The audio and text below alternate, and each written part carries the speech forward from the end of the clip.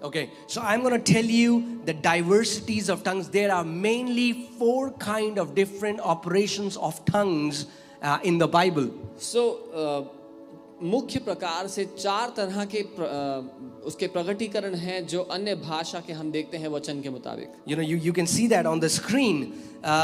It's tongues for personal edification. पहला है व्यक्तिगत उन्नति के लिए अन्य भाषा. Okay, so that's the first. Tongues for personal edification. व्यक्तिगत उन्नति के लिए अन्य भाषा. The second is tongues for interpretation. दूसरा है अनुवाद के लिए अन्य भाषा. Third is tongues for deep intercessory groaning. तीसरा है गहरे रूप से मध्यस्थी करने के लिए अन्य भाषा. And the fourth is tongues as a sign to the unbelievers. और चौथा है अविश्वासियों के लिए चिन्ह के स्वरूप में दी गई अन्य भाषा. Let's go to 1 Corinthians chapter 14. For he who speaks in a tongue does not speak to men. I want you to stop there. I want you to underline it and hear and understand what Apostle Paul is saying. जब मैं पहली बात पढ़ रहा हूँ, क्योंकि जो अन्य भाषा में बातें करता है वह मनुष्यों से नहीं परंतु परमेश्वर से बातें करता है. मैं चाहता हूँ आप इसको अंडरलाइन कर लें और समझे वचन जो कह रहा है. So Apostle Paul is talking about the first operation of tongues, that is tongues for personal edification. पौलुस प्रेरित यहाँ पर बात कर रहे हैं अन्य भाषा का जो पहला काम है उसके विषय में, जो अन्य भाषा व्यक्तिगत उन्नति के लिए दी गई है. Okay, so Apostle Paul is saying that anybody who speaks in a tongue does not speak to men but to God. और प्रेरित पौलुस कह रहे हैं जो कोई अन्य भाषा में बोलता है वो इंसान से बात नहीं कर रहा, परमेश्वर से बात कर रहा है. For no one understands him. I want you to underline this line. No one understands him. क्योंकि कोई भी उसे नहीं समझता. कृपया इसको अंडरलाइन कर लें कि कोई भी उसे नहीं समझता. So Apostle Paul is not talking about you speaking in a foreign language that you are not aware of and that person understanding you. Apostle Paul is saying in this operation of tongues you are not talking to men but you're talking to God because no one understands you. और पौलुस प्रेरित ये नहीं कह रहे कि तुम एक ऐसी भाषा बोलोगे जो कोई और समझेगा, लेकिन वो ये कह रहे हैं कि तुम ऐसी भाषा बोलोगे जो कोई मनुष्य नहीं समझेगा, क्योंकि तुम इंसान से नहीं परमेश्वर से बात कर रहे हो. Now the question comes, if nobody will understand what that person is saying, then why is this operation of tongues required? तो फिर सवाल ये उठता है, अगर कोई इंसान नहीं समझेगा कि ये क्या बोल रहा है अन्य भाषा में, तो फिर इसकी जरूरत ही क्या है? The Bible here says, in the Spirit you are speaking mysteries. Bible ये कह रही है कि आत्मा में होकर के आप भेदों को या रहस्यों को बोलते हैं. Hallelujah. That means whenever you start to pray in tongues, whenever you start to speak in tongues, your spirit man, Holy Spirit is generating this prayer language and you are speaking mysteries of the kingdom of God. इसका ये मतलब है जब कभी आप अन्य भाषा में बोल रहे हैं, पवित्र आत्मा के द्वारा आप उन रहस्यों की घोषणा कर रहे हैं, रहस्यों को बोल रहे हैं जो राज्य के हैं. When you start to speak in this heavenly language that no man understands because you're not talking to men, you're talking to God. When you pour yourself in this language day in, day out, hour after hour, you start to get built up in your inner man. You start to get charged by the power of the Holy Spirit. वैसे ही जब आप अन्य भाषा में बोलते हैं, दिन प्रतिदिन, महीने दर महीने, साल दर साल, आप अपनी आत्मा में उन्नति करते हैं, उसकी ऊर्जा से भरते चले जाते हैं. Second type of diversity of tongues. Second is tongues for interpretation. और अब मैं दूसरे तरह का जो काम है अन्य भाषा का उस पे आता हूँ, अन्य भाषा का अनुवाद. 1 Corinthians 14:5. अन्य भाषा का अनुवाद 1 कुरिन्थियों 14 उसका 5. Let's see what Apostle Paul is saying. हम देखते हैं पौलुस प्रेरित क्या कह रहे हैं. Okay, he's talking about 2 kinds of settings, a private setting and a public setting. और वो बात कर रहे हैं 2 अलग तरह की मंडलियों की. एक तो वो बात कर रहे हैं जब आप लोगों के बीच में हैं, दूसरा जब आप अकेले हैं. But even more that you prophesied. लेकिन इससे ज्यादा कि तुम भविष्यवाणी करो. For he who prophesies is greater than he who speaks with tongues. क्योंकि जो भविष्यवाणी करता है वो उससे बड़ा है कि जो अन्य भाषा बोलता है। Why? क्यों? Because prophecy is for others. क्योंकि भविष्यवाणी दूसरों के लिए है। Tongues for personal edification is for just my edification. अन्य भाषा जो व्यक्तिगत उन्नति की है वो मेरी उन्नति के लिए अच्छी है। Think about it. If I'm a person who prays in 8 to 10 hours in tongues every day, I get edified. But if I don't prophesy to you, then I don't bring any edification to you. और कल्पना कीजिए मैं रोज 8-10 घंटे अन्य भाषा में बोलता हूँ, लेकिन जब मैं आपके पास आ रहा हूँ भविष्यवाणी का कोई वचन नहीं बोल रहा, तो आपकी कोई उन्नति नहीं हो रही मेरे अन्य भाषा में बोलने से। But if you prophesy, then you will start becoming a blessing to the body of Christ. लेकिन उससे भी ज्यादा जब तुम भविष्यवाणी करना भी शुरू कर दोगे तो परमेश्वर की कलीसिया के लिए भी उन्नति करोगे। Right.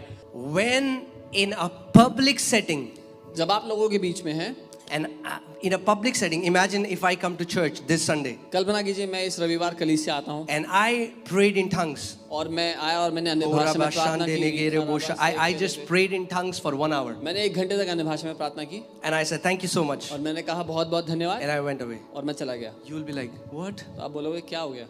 I got edified for that 1 hour. 1 घंटा मेरी तो उन्नति हुई है, But you didn't. लेकिन आपको कुछ नहीं मिला। But if after speaking in tongues, I interpret it and give you the message, then I get edified and you also get edified. लेकिन अगर अन्य भाषा में बोलने के बाद मैं उसका अनुवाद आपको बताऊं तो मैं भी उन्नति करता हूं अपनी और आपकी भी उन्नति होगी। So hear carefully. इसलिए ध्यान से सुनना। Tongues that are interpreted come in the same level of prophecy. वो अन्य Prophecy, you know, भाषा because it's a God inspired word for you. वो अन्य भाषा जिसका अनुवाद किया जाए वो उसी स्तर पे रखा गया है वचन के मुताबिक जहां पर भविष्यवाणी रखी गई है, क्योंकि दोनों परमेश्वर की ओर से आपकी उन्नति के लिए, कलीसिया की उन्नति के लिए है। That's why Apostle Paul is saying, in a public setting, I would rather use few words that people will understand rather than saying 1,000 words in tongues that they would not understand. इसीलिए पौलुस प्रेरित कहते हैं कि मैं जब लोगों के बीच हूं तो कुछ शब्द कहूंगा जिनसे उनकी उन्नति हो, हजारों शब्द अन्य भाषा में कहने की जगह। But the same Apostle Paul in the end of this chapter says, I thank my God that I pray in tongues more than you all. लेकिन फिर वही पौलुस प्रेरित इस अध्याय के अंत में ये कहते हैं कि मैं अपने परमेश्वर को धन्यवाद देता हूं कि मैं तुम सबसे ज्यादा अन्य भाषा में प्रार्थना करता हूं। Also, you know, if I only pray with my understanding, my prayers would be so selfish. अगर मैं केवल अपनी समझ से ही प्रार्थना करूंगा तो मेरी सारी प्रार्थनाएं बहुत ही मतलबी होंगी। You know, and I'm not saying that we don't use our language. Paul says, I will also pray in my, I'll also pray in tongues. I'll also pray in my with my language. We'll do both. मैं ये नहीं कह रहा कि हम अपनी समझ के मुताबिक अपनी प्रार्थना अपनी भाषा में प्रार्थना ना करें। पौलुस कहते हैं कि मैं अन्य भाषा में भी प्रार्थना करूंगा और अपनी समझ के मुताबिक भी प्रार्थना करूंगा। Okay, but in a public setting, लेकिन लोगों के बीच में, see, when I'm in my home, जब मैं अपने घर पे हूँ, 99% whenever I'm praying in tongues. 99% जब मैं प्रार्थना कर रहा हूँ मैं अन्य भाषा में कर रहा हूँ। But when I'm standing here, लेकिन जब मैं यहाँ खड़ा हूँ, I cannot pray in tongues for 1 hour. You will go home unedified. मैं यहाँ खड़े होकर 1 घंटे अन्य भाषा में प्रार्थना नहीं कर सकता, आपकी कोई उन्नति नहीं होगी और आप घर चले जाओगे। But लेकिन if Holy Spirit wants, अगर पवित्र आत्मा चाहे,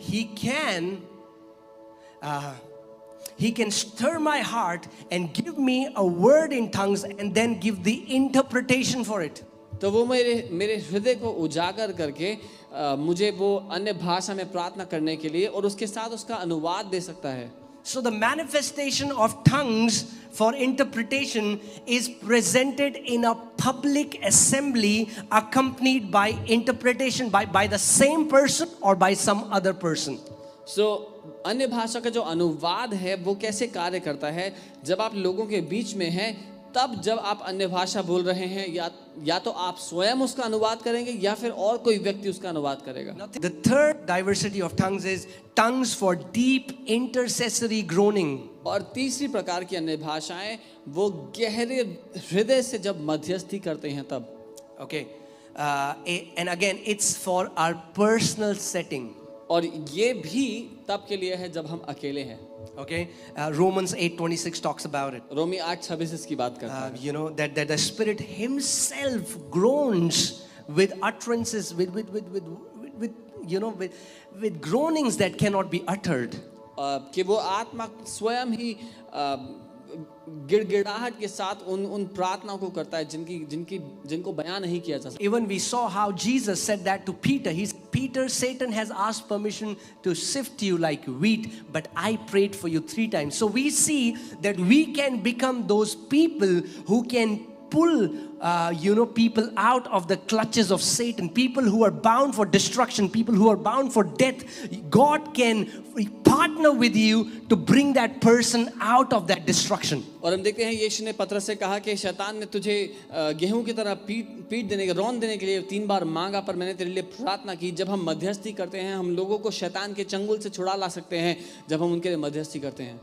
And the beautiful thing is that you may be even groaning for situations that you don't know. Those situations or those events are completely unknown to you. और खूबसूरत बात तो ये है कि आप ऐसी घटनाओं के लिए, ऐसे लोगों के लिए प्रार्थना कर रहे होंगे जिनको आप जानते भी नहीं हैं, जिनका आपको कोई अंदाजा नहीं है। So now we'll see the 4th diversity of tongues. और चौथा जो कार्य है अन्य भाषाओं that is tongues as a sign to the unbeliever. और वो है अविश्वासी के लिए एक चिन्ह के स्वरूप में अन्य भाषा।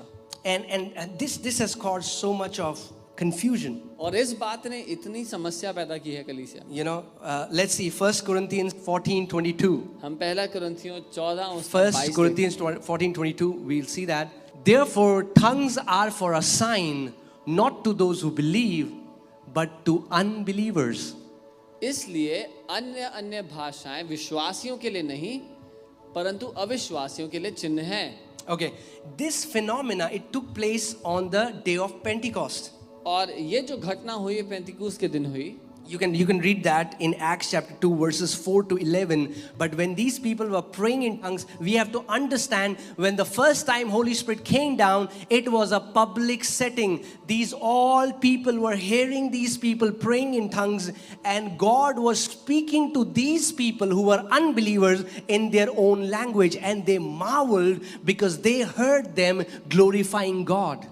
प्रेरितों के काम 2 उसके 4 से 11 में आप ये पढ़ सकते हैं। अभी समय नहीं इसलिए हम पढ़ेंगे नहीं, लेकिन आपको ये समझना ज़रूरी है, जब पहली बार पेंतिकुस्त के दिन परमेश्वर का आत्मा उतर के आया तो वो लोगों के बीच में, लोगों के सामने ऐसा हुआ और लोग अन्य देशों की जगहों की भाषा बोलने लगे और लोग ये देखकर हैरान थे कि हमारे देश की भाषा में परमेश्वर की महिमा कर रहे हैं। I want to tell you that in these 4 diversities, 2 kinds of tongues are for private setting and 2 kinds of tongues operate for public setting.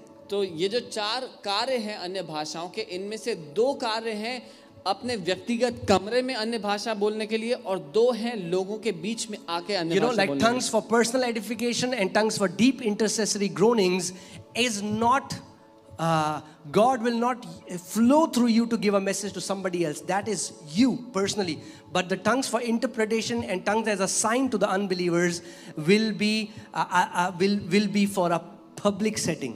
और जो पहला है यानी कि व्यक्तिगत उन्नति के लिए प्रार्थना और गहरे हृदय से मध्यस्थी की प्रार्थना, ये दोनों परमेश्वर आपको आपके लिए देता है जब आप अपने प्रार्थना कक्ष में हो या अकेली जगह पर हो। लेकिन जो अनुवाद है और अविश्वासियों के लिए चिन्ह है, वो स्वरूप आपको दिया जाता है जब आप लोगों के बीच में हो। इसलिए So when Holy Spirit comes to live in you, the Spirit of God brings His prayer language. तो जब पवित्र आत्मा आप में रहने के लिए आता है तो वो प्रार्थना की भाषा लेकर के आता है। Because think about it, if Holy Spirit had to pray through your language, which is limited, and your understanding, which is limited, then Holy Spirit will also have to pray limited prayers through you. क्योंकि कल्पना कीजिए, अगर पवित्र आत्मा को आपकी भाषा में आपके साथ प्रार्थना करनी होती तो आपकी भाषा जो सीमित है और आपकी समझ जो कि सीमित है, उसके मुताबिक पवित्र आत्मा को भी सीमित प्रार्थना करनी पड़ती। But when this is in the last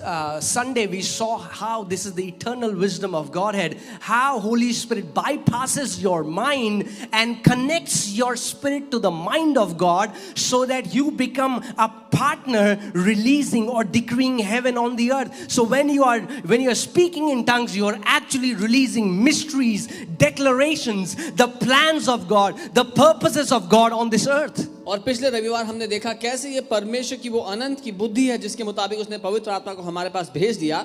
और अब जब हम पवित्र आत्मा के साथ मिलकर के अन्य भाषाओं में प्रार्थना करते हैं तो हम वो डिक्लेरेशन, वो घोषणाएं करते हैं, परमेश्वर की योजनाओं की घोषणाएं करते हैं, परमेश्वर जो चाहता है पृथ्वी पे करना उसको कहते हैं। That's why, never think that you're wasting time praying in tongues. इसलिए कभी भी मत सोचना कि मैंने समय बर्बाद कर दिया अन्य भाषा में प्रार्थना करके। Externally, you're not seeing anything, but internally, you are getting charged. Your inner man is getting built up. बाहरी रूप से आपको कुछ नजर नहीं आ रहा, लेकिन अंदरूनी रूप से आपका जो भीतरी मनुष्य है वो ऊर्जा से भर रहा है परमेश्वर के अभिषेक से।